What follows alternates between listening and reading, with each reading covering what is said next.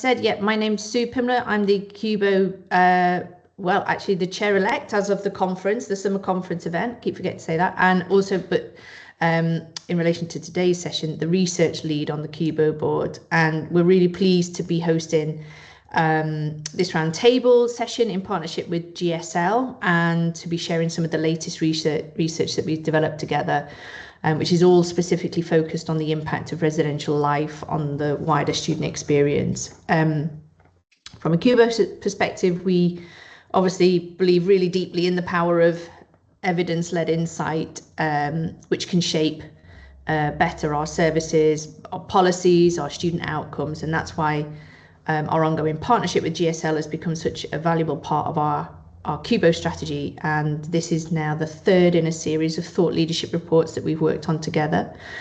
So some of you may have been at the CUBO conference at summertime when this was first presented, but the value of a round table is obviously in hearing that again, but is in the discussion and the questions. And again, so as Nisa said, so as we go through the research, please be thinking of some questions. Please raise your hand. Please let's get the discussion going, because that's the real benefit of the round tables. So I'm not going to try and steal Sarah's thunder, but the research builds on our previous reports that we've done with GSL, which include something called Future Proof, which explored international student cohorts. Last year's report, which was on Closing the Gap, which examined the needs of vulnerable students, and obviously the latest study, we've turned the spotlight on residents' life, asking not just what's happening in student accommodation, but how those experiences are shaping students' overall sense of belonging, well-being, and success at university. So the research gives indications of where we can get most bang for our buck, which is obviously really important at the moment. But also it's just such a powerful message to be able to take back to senior colleagues in your institutions, and hopefully this research will be helpful to you all in strengthening that case for res life in your universities. So as mentioned, we're joined by GSL, and we're delighted to have Sarah Eade from GSL with us today to introduce the research in more detail.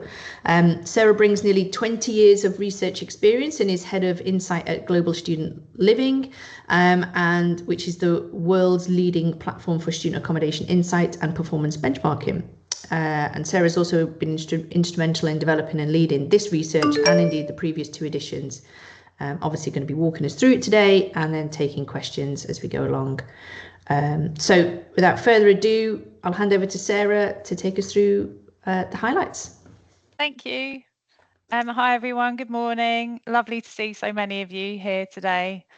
So yeah, as Sue mentioned, I'm going to take you through some of the key findings from the Building Connections report, which obviously focus on the power of resident life in the student experience.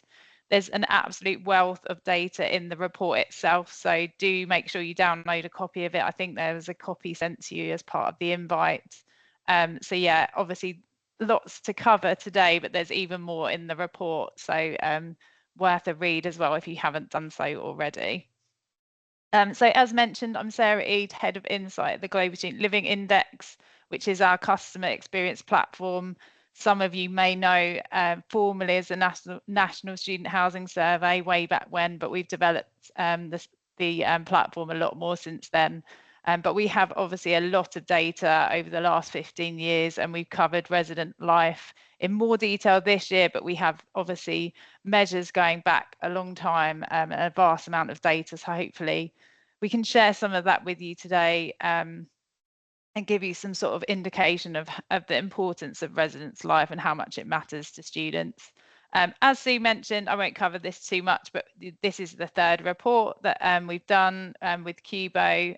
You can download both of those on the CUBO website as well.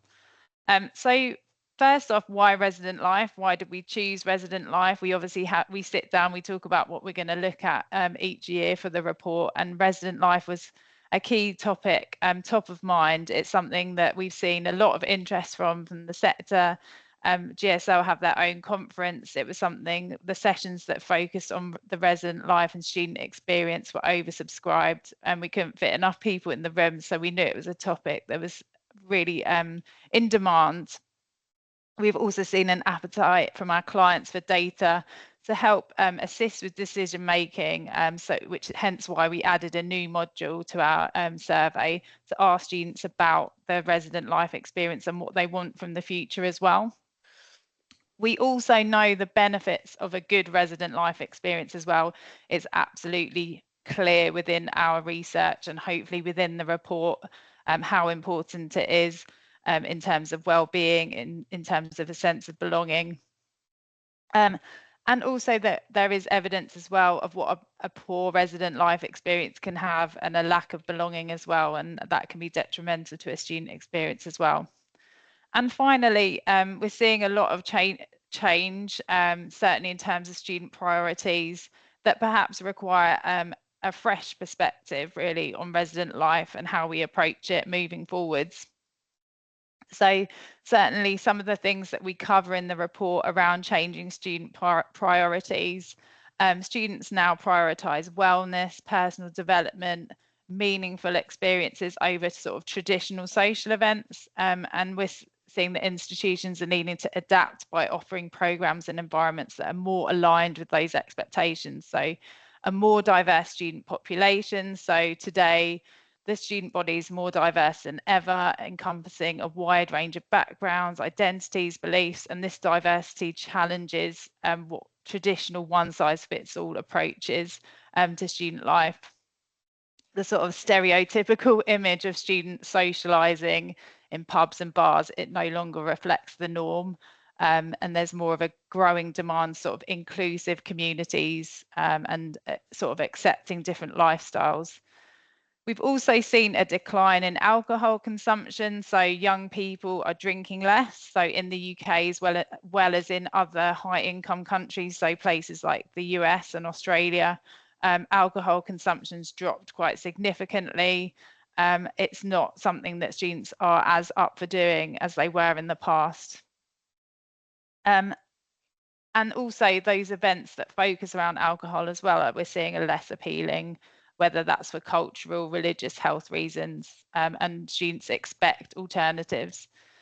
The rise of technology and digital culture as well, so digital natives, these students expect tech-enabled housing, and the idea of virtual communities to support physical interactions is becoming more normalised as well. And then shifting expectations around support. I know it with my children at school, there's more of a focus on mental health. It's being ingrained in education everywhere, and students are aware of mental health. It's grown significantly, and with that becomes more expectations from students around support. They're also the most digitally connected generation to date, and they're more likely to face additional challenges forming in-person connections and obviously navigating social dynamics, which is something I'll come on to talk about as well later in terms of conflict in accommodation. And a greater focus on health and fitness as well. So health and well-being have become central to many students' identities. There was a survey by the Gym Group that found that for 18 to 24-year-olds, fitness isn't just a personal priority, but also a way to socialise as well. So increasingly, students viewing the gym as sort of a venue for socialising rather than the pub. So just bearing in mind those obviously changing student priorities in terms of how institutions can offer activities that are better suited to what students need and want, and we'll go into that a bit later on in terms of what they're looking for.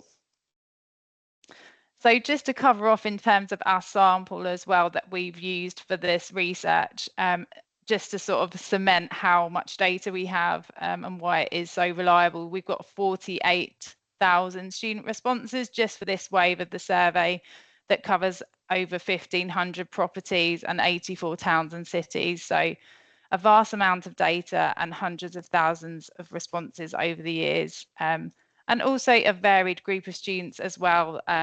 We've got more than 1/5 who are neurodivergent within our sample, and that's actually a sample that's grown as well compared to last year. It's up around 5% from last year. And a good spread of international students and UK students as well. So a vast amount of students that we've spoken to, and a really good spread of responses as well across different student types. So the current state of play is worth sort of just contextually providing you with how students feel about their social experience.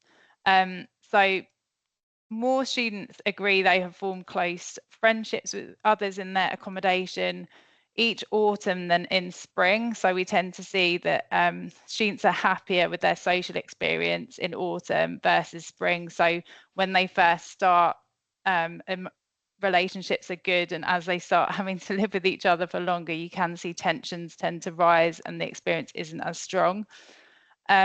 Nearly 6 out of 10 agree they enjoy socialising in their accommodation. So overall, students report a positive experience. And we've also seen sense of community as well really improve over the last few years, and reaching its highest spring wave score this year. So 62% of students saying there's a strong sense of community where they live as well. And that's whilst friendships and socialising have sort of maintained levels. It's really interesting that the community aspect of accommodation has really improved. But whilst things are generally positive, students do still struggle with socialising. So we ask students which of these things do they struggle with to the extent that it has a significant negative impact on their personal well-being. And we give students a list of different struggles. So a third of students say they struggle with meeting new people. Nearly a third say they struggle with making the most of their time at university. 28% struggle with having the confidence to do the things they want to do at university. More than 1 in 5 struggle with loneliness. And more than 1 in 5 struggle with relationships. So there are still a proportion of students that are struggling with that social experience. And in particular, vulnerable groups are much more likely to struggle with these aspects as well. So disabled, neurodivergent, LGBTQIA+ students are much more likely to struggle socially and face barriers to engagement as well. And leading on to that as well, it's just worth sort of emphasizing the importance of the moving in experience and first impressions, and even down to the booking experience as well, and how vital that is in providing students with a successful experience in their accommodation. So students who rate their move-in experience as very good are significantly more likely to feel a strong sense of community and belonging, as opposed to just good. So the difference between a really good experience and a good experience are massive. So providing that really good experience is really important. I just thought I'd show you some student videos as well to sort of break up and sort of re-emphasize how important it is that around first impressions and what really matters in the sort of first moments when the student's in accommodation. So I'll play you a student clip here.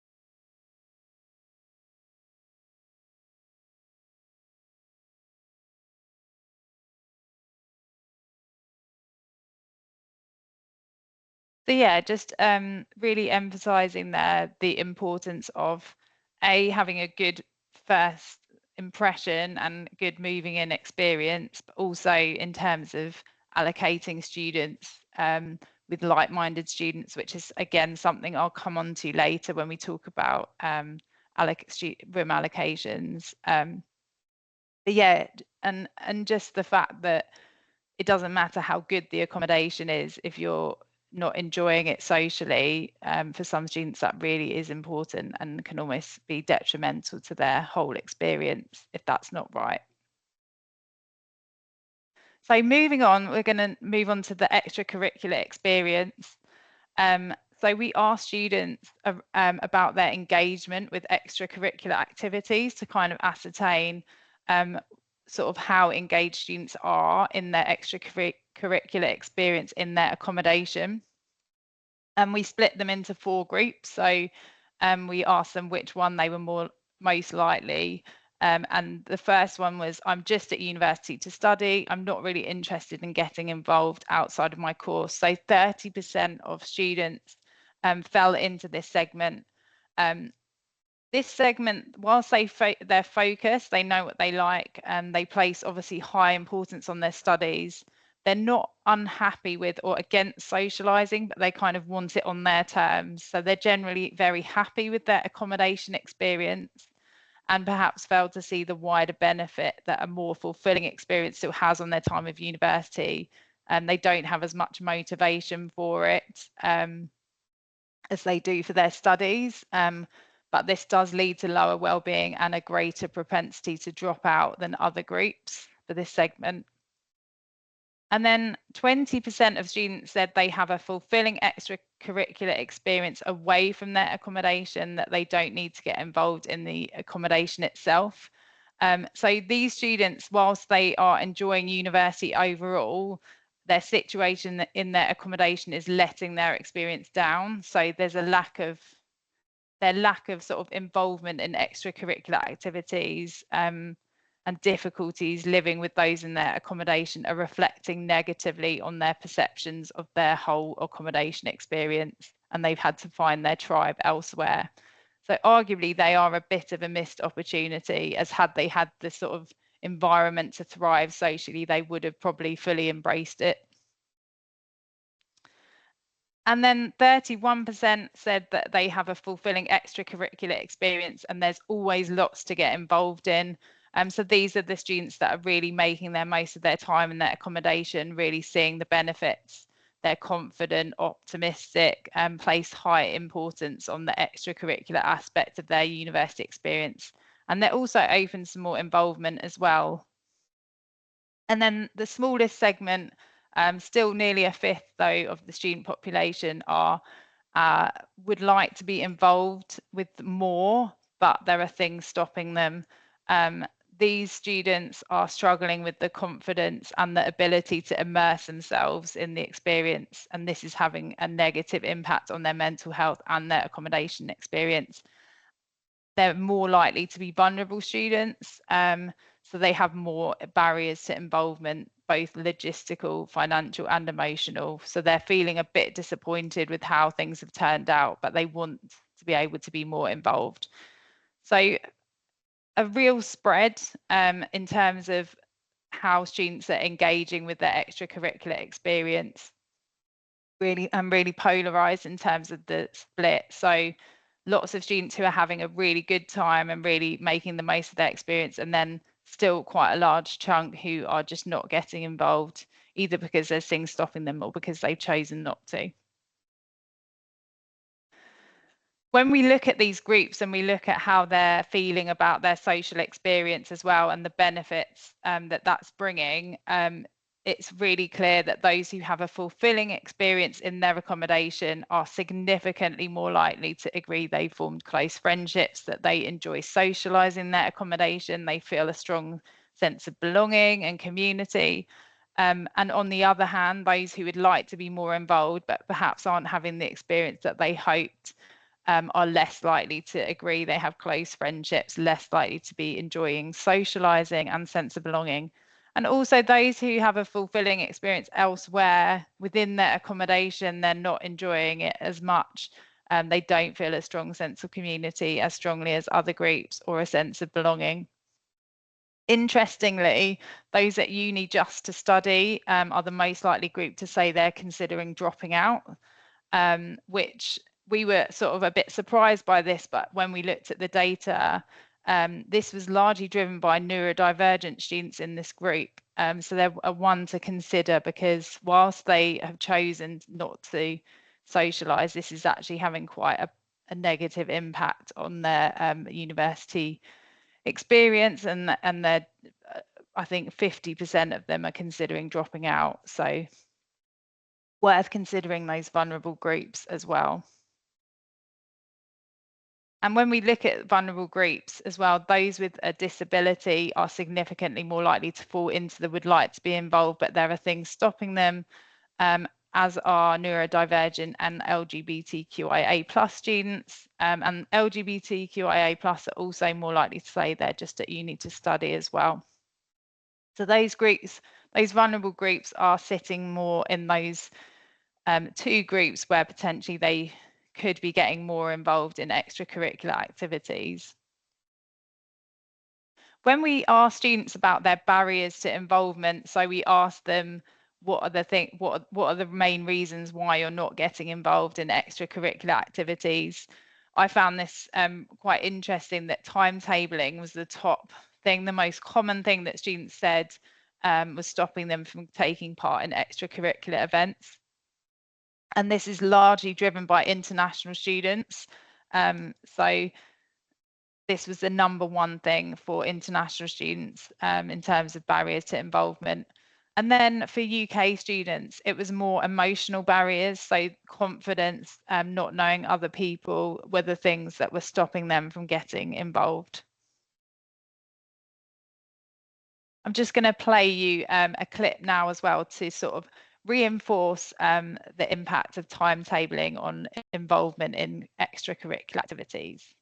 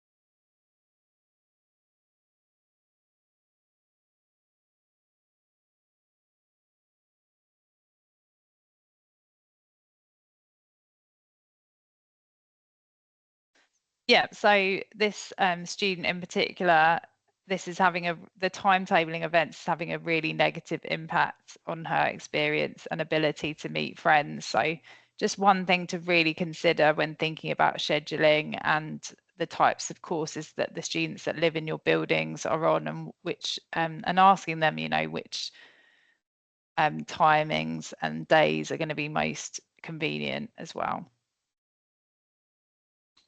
So we also ask students about their sort of interest and what things would interest them if they were considering getting involved in more extracurricular activities. And there was a whole host of different types of events that they could select. The most popular was work experience, so events that would assist with some form of work experience. Followed by academic skills masterclasses, sports exercise, and cinema film nights.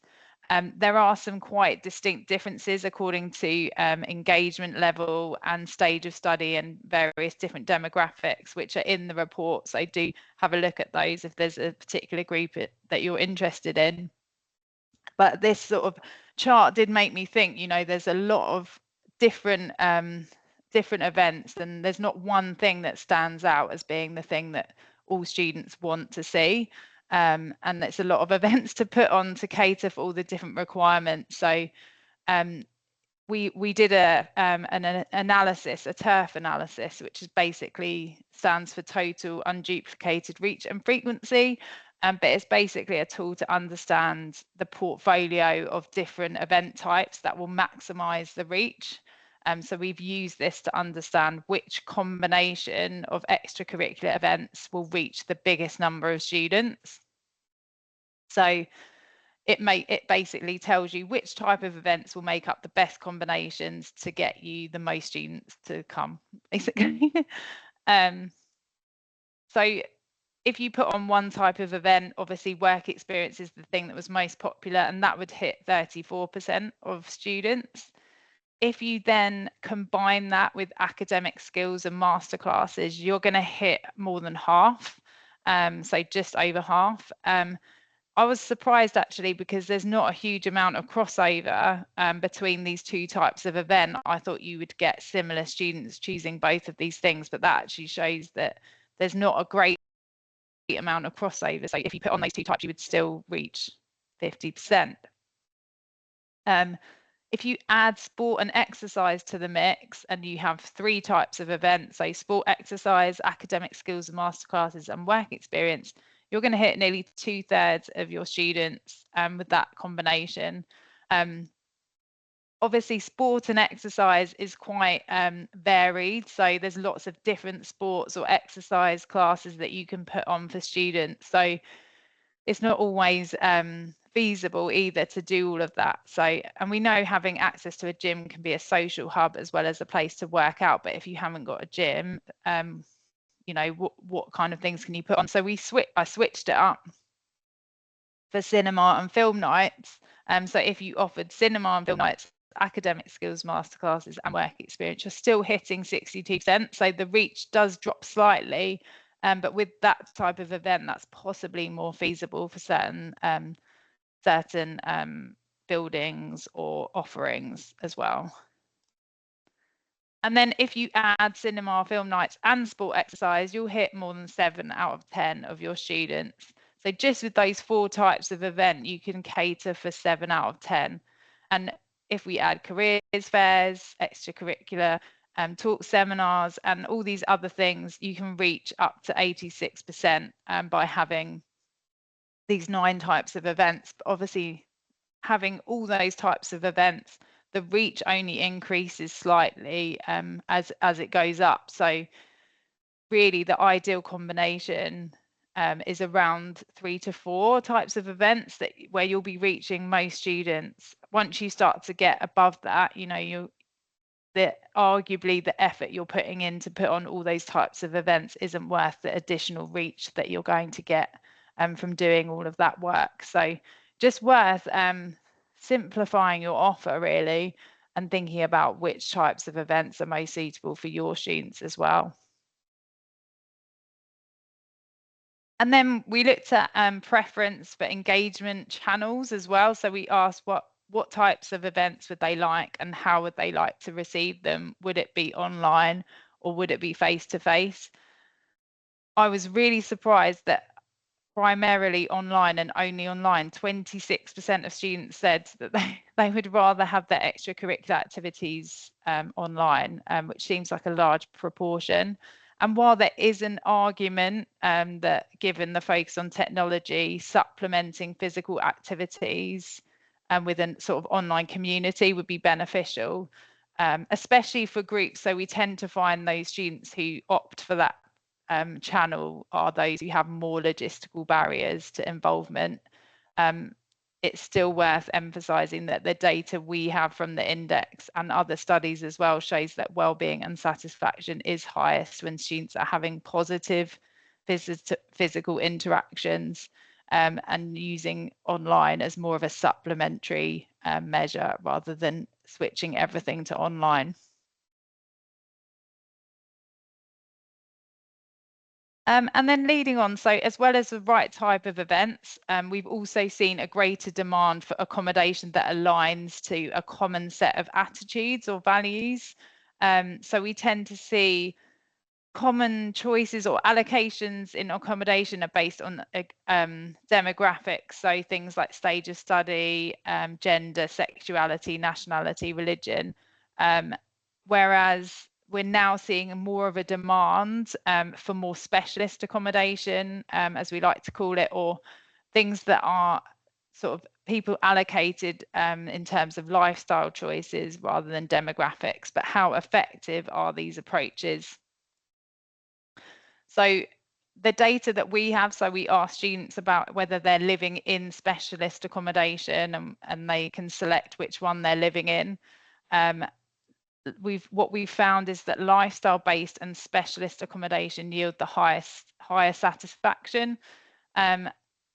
Satisfaction varies considerably across different types of specialist accommodation, which I'll go on to in a second. But students who do live in specialist accommodation are also more likely to report they form close friendships, they enjoy socialising, they feel a strong sense of community and belonging, and they say that accommodation has a positive impact on their well-being as well. So normally when I present this physically, I do a little game and I ask people to guess whether they think that satisfaction for these different types of accommodation is higher or lower than someone living in non-specialist. But it's quite hard to do. So I'll just go through this. But with quiet accommodation, does anyone have an idea of whether they think this would be higher or lower than non-specialist?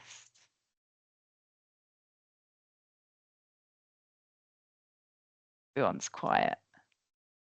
Higher. So those who are living in quiet accommodation have massively higher satisfaction than those who are not, who are living in non-specialist accommodation. What about single sex? Does anyone have a guess? Yeah, some of us have attended the summer conference. We sort of know the answer. You can cheat nicer. Yeah. So single sex, just a small increase for those in single sex, but not really much difference. PG is actually lower. So those postgraduate students in postgraduate only accommodation are actually less satisfied than PG students in non-specialist, which I thought was really interesting. Yes, I can see the shocked face. And international students, no difference between an international student living in specialist international only accommodation versus non-specialist. Alcohol free. Quite a big uplift. So those in alcohol free, also seeing the benefits of living in alcohol free accommodation. LGBTQ plus, any ideas? Before I release the button. So again, really high for those in LGBTQ plus accommodation. And course aligned, so those who are studying, living with others who are doing a similar course to them, slight benefits to that as well. And what about family accommodation? Again, real benefits for those who are living in family accommodation compared to those who are living in non-specialist. So this really surprised me because, you know, obviously the sort of things where students have been allocated based on a demographic are showing the least benefits compared to those accommodations that are more aligned based on a lifestyle choice or attitude are showing higher benefits.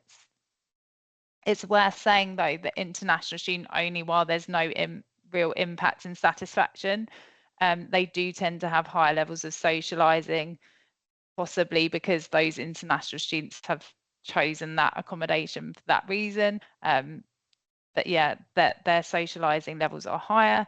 Course aligned, interestingly, while the uplift in satisfaction was only small, they do see better signs of belonging and less stress in particular by being with those who are on a similar course to them.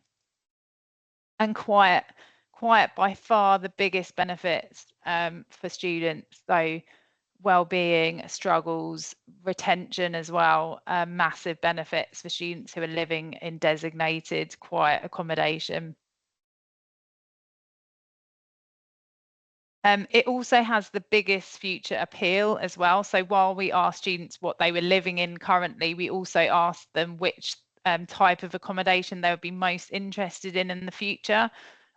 Absolutely by far the thing that students would be most up for. It's worth saying as well that actually those in quiet accommodation, while they do want a quiet existence, they actually aren't averse to socializing. They just don't necessarily want it where they sleep. So it's not to say you know they don't want to socialize, they don't want a resident live program. They do, they just want a quiet existence at the same time, and they do struggle more with meeting new people as well because they tend to be quieter. So it's worth obviously bearing that in mind as well. Just some quotes here as well from our students about specialist and the sort of, just to show the sort of demand that we have seen for it. So one student saying more options surrounding who you can get a flat with. For example, as an LGBTQ student, I would have loved if I could have chosen to be in a flat with other LGBTQ students, as this would be a much more comfortable environment for me. And then someone else saying have an alcohol-free flat as there isn't one currently available. So yeah, we've definitely seen more of a demand, certainly in the free text comments when we asked students about what one thing they would improve about their accommodation. We've certainly seen more comments around that as well.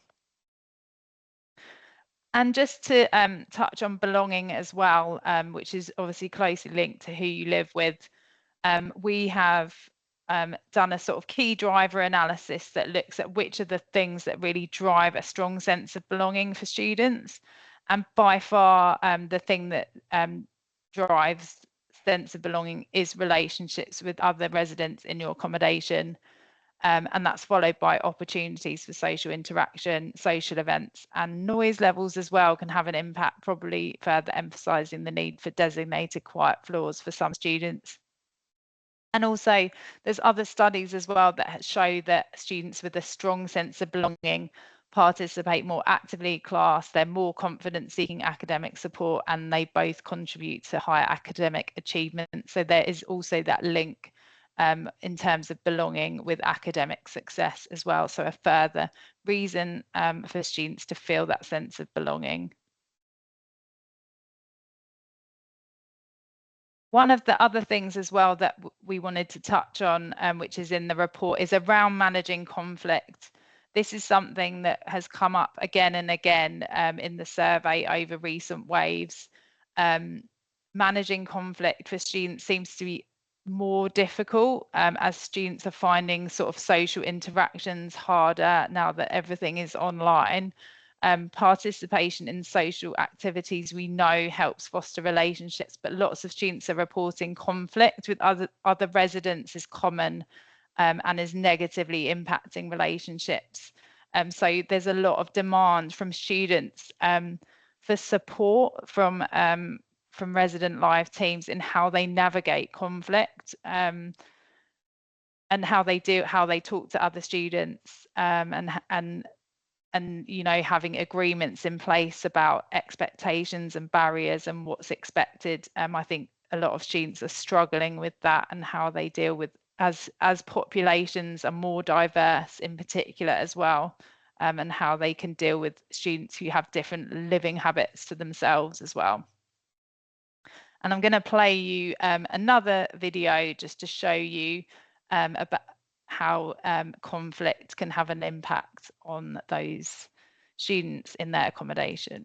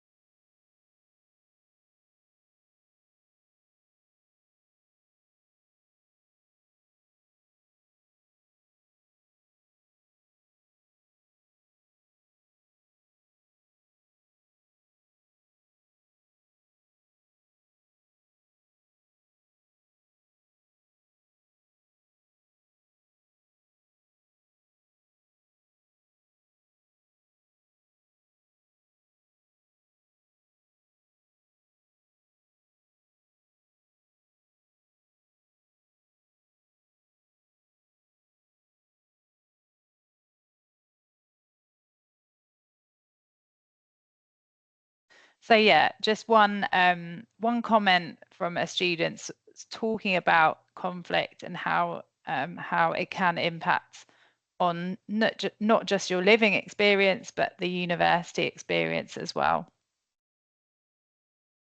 We're nearly at the end of what I've got to present to you. I just thought I'd reinforce the case studies that we have within the report that highlight some of the best practice, and just to say thank you as well to UE and Edge Hill. We've got some really good case studies in the report that highlight the things that they're doing. So UE Bristol, we looked at Purdown View, and they actually won the Inclusivity Award last year. Their accommodation really catering to vulnerable students as well. And then Edge Hill University's whose Welcome Weekend, I think they've won Best Moving In Experience for a while now. And they sort of give some examples of the really good stuff that they do for their Welcome Weekend in the report as well. So definitely worth looking at those if you have the time. And then just to finalise with some key takeaways from the report. So, and what we've discussed today. So there's a clear positive link between a fulfilling extracurricular experience, sense of belonging, sense of community, well-being and satisfaction.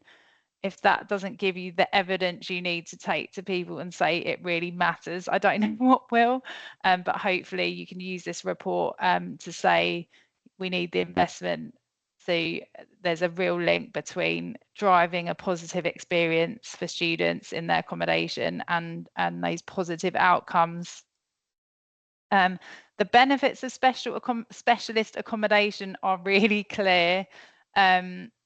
Especially in terms of the designated quiet accommodation, but we are seeing more of a demand for that and more of a benefit for those accommodation types that align based on student choices and lifestyles rather than just a demographic. Relationships and connections begin from day one. We've also seen the impact that a really good moving in experience and leading up to that as well. There's lots of evidence from our survey to support the moments before students are moving in and getting them to connect beforehand, as well as those moving in first sort of few weeks in their accommodation being absolutely vital to relationships and connections.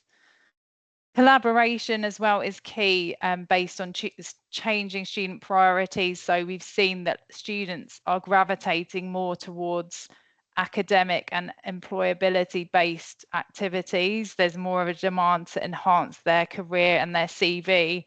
And so working with departments in the university to provide those activities is really important.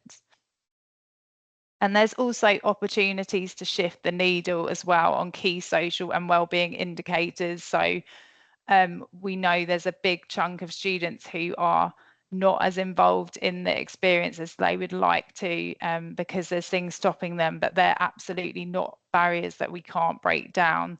They're logistical things that can be changed, and driving confidence in students and social interactions are definitely things that can be improved.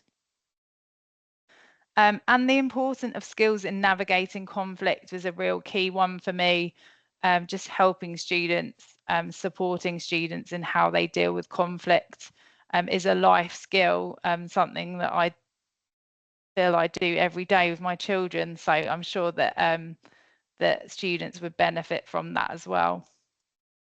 And finally, the value of well-designed communal spaces. We haven't touched on this too much today because I haven't really had time, but within the report, there's some really nice examples of how communal spaces that have sort of dual purpose that can really benefit students and how they want to interact nowadays.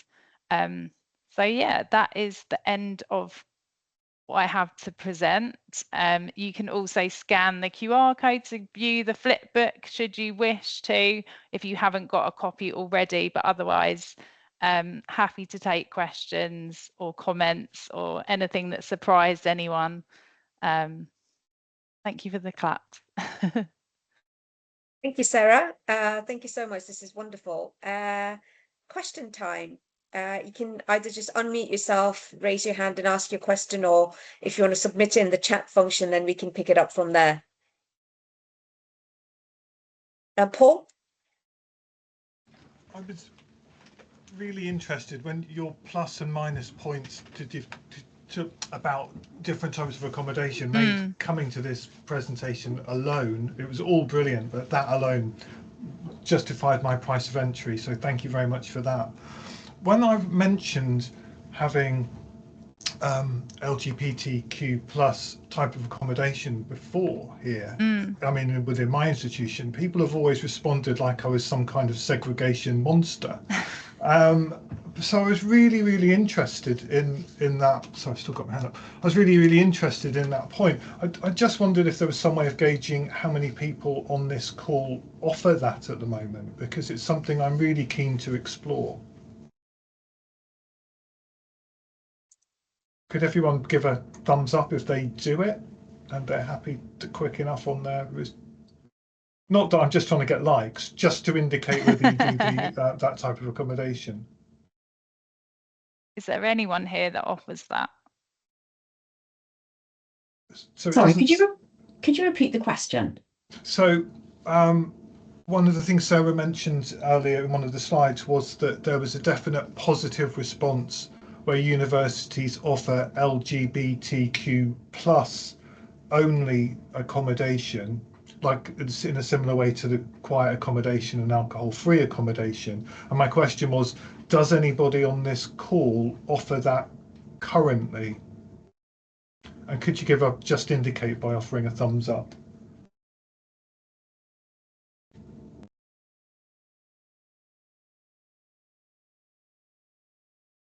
So not, I wonder, is anyone considering it?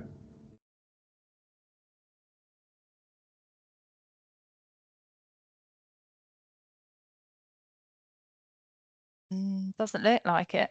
We do have a few obviously providers that do provide it, and it's certainly something that we're seeing more of a demand for. Thank you.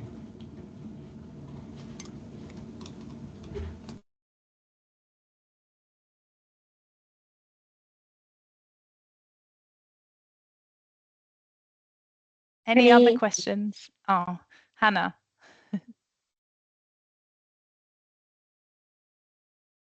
I think you're on mute.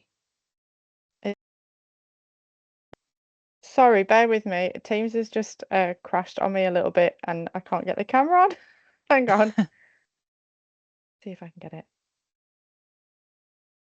Right. Can you hear me and see me, Sarah? I can. Hi, Hannah.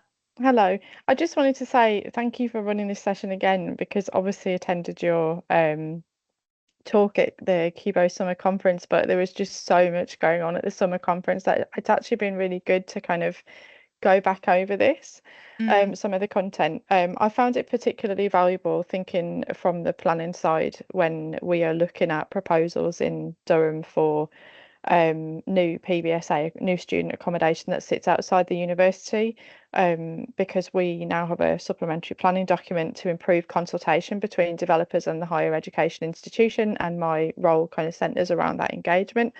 And this has provided me with some really valuable information to consider building design and layout and format and the spaces within the building and how they can how they need to facilitate these kinds of activities, which I think is a really practically quite a difficult thing to engage with developers on, because it's very subjective.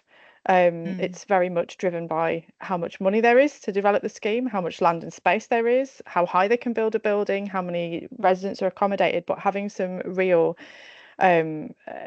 attainable and easily translatable data is going to be really helpful. So it's a big thank you from me on that. And then just in response to Paul's comment, because I was trying to raise the hand but Teams was having a mare, Paul, we at Durham we don't have accommodation specifically for LGBTQ plus, but we do have one of our colleges, St Aidan's, which it might be worth having a look on their individual landing page, which has a really strong background in the city for co-hosting and developing the Pride celebration in Durham, and is badged as the Rainbow College, and very much celebrates that identity. So in terms of building a sense of community and belonging, just from an identity perspective in accommodation, it might be just worth having a look at how that is curated on their college page, because I didn't want you to leave with nothing, and I was trying to drop a message on the chat and then I was trying to raise my hand.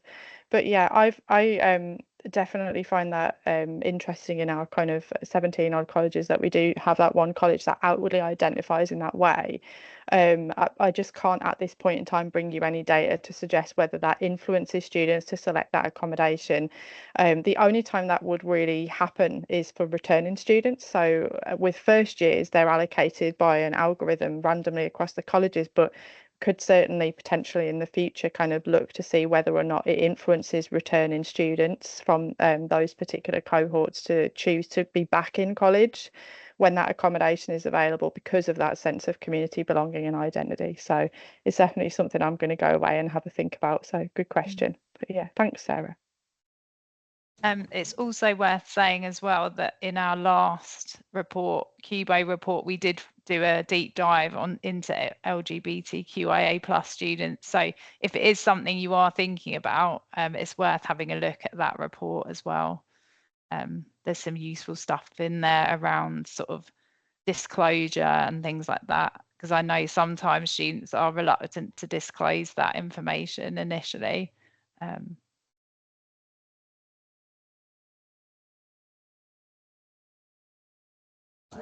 Thank Nick. you.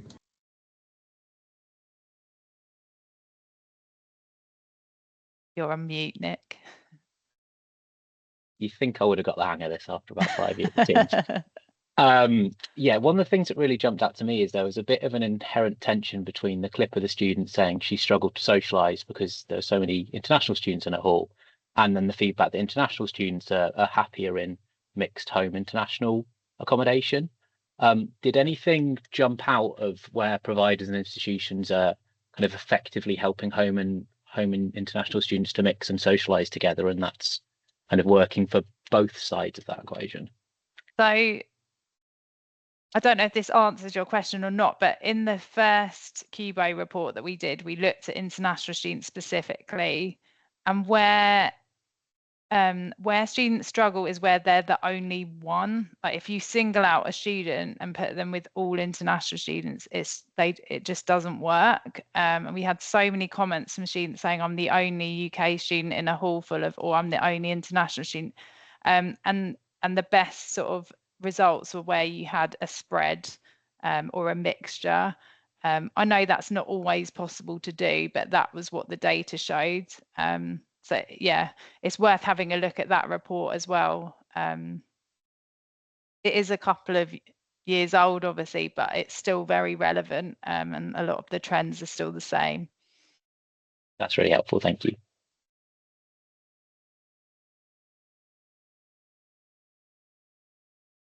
Any other questions, comments?